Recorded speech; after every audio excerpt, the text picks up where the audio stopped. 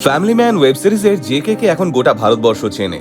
পর্দায় জেকে থাকা মানেই হাসি মজার মুহূর্ত, কিন্তু পর্দার আড়ালে এই জেকের জীবনে একটুও হাসি নেই। কারণ জেকে ওরফে শরীফ হাজমির স্ত্রী একজন 4th স্টেজ ক্যান্সার পেশেন্ট। দীর্ঘদিন স্ট্রাগল করার পর শরীফের যে সময়টা সাফল্য উদযাপন করা উচিত, সেখানে তিনি নিজের স্ত্রীকে মৃত্যুর মুখ থেকে ফিরিয়ে আনতে ব্যস্ত।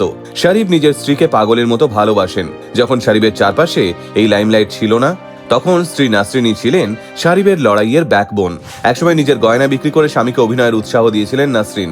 এমনকি সংসার চালাতে চাকরি করাও শুরু করেন তিনি। কিন্তু ভাগ্যের এমন পরিহাস, শরীফ যখন সাফল্য অর্জন করলেন, ঠিক তখনই ক্যান্সার আক্রান্ত হলেন নাসরিন। তবে শরীফও হাল ছাড়ার পাত্র নন।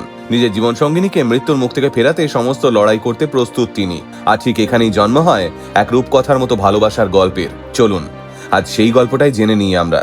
মনোজ বাজপেয়ী অভিনীত সিরিজ দ্য ফ্যামিলি ম্যানের দৌলতে আজ শরীফ হাজমিকে অধিকাংশ মানুষই চেনে জেকে নামে। কিন্তু শরীফের ফিল্মে কেরিয়ার শুরু অস্কার জয়ী সিনেমা স্লামডগ মিলিয়নেয়ারের মাধ্যমে। কিন্তু তার আগে কি করতেন শরীফ? আসলে শরীফ হাজমির বাবা জেড.এ জোহর ছিলেন মায়াপুরী ফিল্ম ম্যাগাজিনের সিনিয়র রাইটার। ফলে ছোট থেকেই বলিউডের ভূত চেপে গেছিল শরীফের মাথায়। 1999 সালে গোবিন্দার সিনেমা হাম তুম পে মরতে হ্যায় দিয়ে অ্যাসিস্ট্যান্ট ডিরেক্টর হিসেবে বলিউডে পা রাখেন শরীফ। এরপর বেশ কিছু বছর একটা চ্যানেলে রাইটার হিসেবে কাজ করেন শরীফ। 2003 সাল নাগাদ শরীফের সঙ্গে বিয়ে হয় নাসরিনের। মূলত নাসরিনই শরীফকে উৎসাহ দেন অভিনয় করার, তাই চাকরি ছেড়ে দিয়ে অভিনয়ের প্রতি কনসেন্ট্রেট করেন শরীফ। এরপর 3টে বছর ছিল শরীফের জীবনের সবচেয়ে ভয়ঙ্কর বছর। বলিউডে অভিনেতা হওয়া কি মুখের কথা? কিন্তু স্ত্রী নাসরিন সমানে সাহস জুগিয়ে গেলেন শরীফকে। ততদিনে সন্তানের বাবাও হয়ে গেছেন শরীফ। তাই সংসারের হাল নিজের কাঁধে তুলে নিলেন নাসরিন। কখনো নিজের গয়না বিক্রি করে, কখনো বা চাকরি করে সংসার সামলানো শুরু করলেন তিনি। 2008 সালে মুক্তি পাওয়া অস্কার জয়ী সিনেমা স্লামডগ মিলিয়নেয়ারে একটা ছোট্ট চরিত্রে ছিলেন শরীফ। কিন্তু আমরা কেউ হয়তো খেয়ালই করিনি তাকে। এরপর শরীফের কাছে সুযোগ আসে শাহরুখ খানের সিনেমা জব তাকে জানে কাজ করার। ইয়াশ রাজ স্টুডিওতে একটানা 5 বার অডিশন দিয়ে তবে ওই সুযোগটা পেয়েছিলেন তিনি। ওই বছরই ফিল্মিস্তান নামের একটা সিনেমা জাতীয় পুরস্কার জেতে।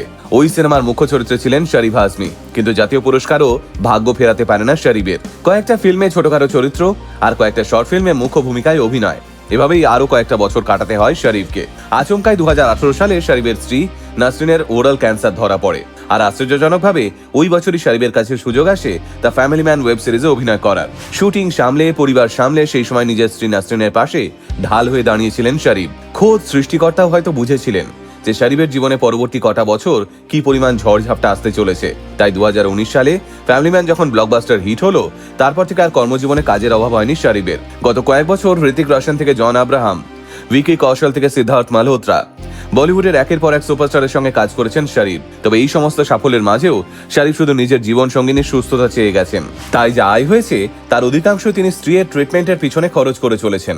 আজ শরীফ ও নাসরিন এক ছেলে ও এক মেয়ের অভিভাবক। একসময় অতীব সুন্দরী নাসরিনকে আজ দেখতে অনেকটাই বদলে গেছে। তবুও যে কোনো পার্টিতে নাসরিনকে ছাড়া একটা পাও নড়েন না শরীফ। আজ যেখানে কথায় কথায় ডিভোর্স আর পার্টনারকে ঠকিয়ে পরকীয়া করাটা ক্রমশ জলভাতে পরিণত হয়েছে, সেখানে শরীফ হাজমির মতো মানুষেরা আমাদের বুঝিয়ে দেন আসলে ভালোবাসা জিনিসটা ঠিক কতটা সুন্দর, কতটা পবিত্র।